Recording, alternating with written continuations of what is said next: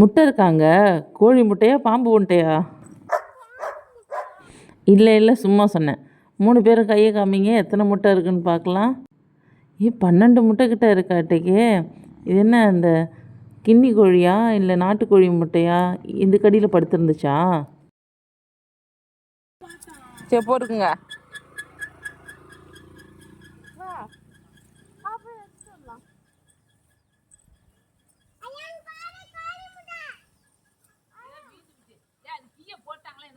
இல்லை இல்லை, போடல, பொறுக்கி தான் வச்சுருந்துருப்பாங்க. இப்போ இந்த கிண்ணி கோழி இங்கே தான் உட்காந்துருந்துது. எங்க மாமா நான் எவுத்து விட்டுதா உக்காட்டா.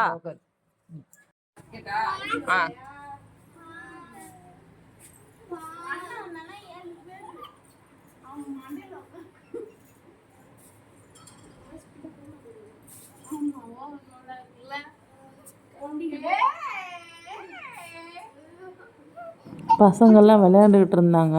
இந்த வாத்துலாம் எங்கே நிற்குதுன்னு பார்க்கலான்ட்டு போயிருந்தேன். அதுக்கு குளிக்கிறதுக்கு ஒரு தொட்டி இருக்குது. அது சுற்றியுமே ஃபென்ஸ் பண்ணியிருக்காங்க. அதை விட்டு அது வெளில வராமல் இருக்கட்டும் அப்படிங்கிறதுக்காக. அதுக்குள்ளே தான் அந்த வாத்து சுற்றிக்கிட்டு இருக்கோம்.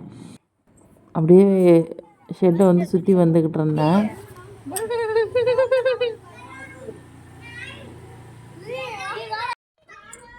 இங்கே சீமை இலந்தை கன்று இருந்துச்சு. சரி அதையும் பார்க்கலாம். அதில் நிறைய காய் இருக்குதுன்னு அம்மா சொன்னாங்க.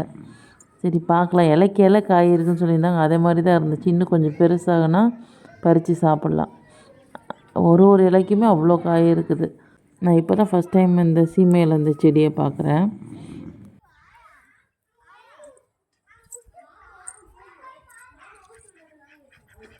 இந்த மாதிரி தோட்டத்துக்கெலாம் வந்துட்டோன்னா பசங்க அந்த ஃபோன் பார்க்கணும், டிவி பார்க்கணும், கேம் விளையாடணுங்கிற அந்த தாட்டே இருக்காது.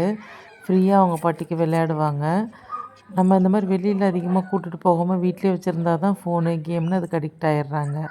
வீட்டிலேருந்து தோட்டத்துக்கு கொஞ்சம் தூரம் தான். அதனால் நானே போகிறதுக்கு மலைப்பேன். இருந்தாலும் பாட்டியும் அம்மாவும் ஒரு நாளைக்கு 5-6 தடவைக்கு மேலே நடந்துகிட்டே இருப்பாங்க.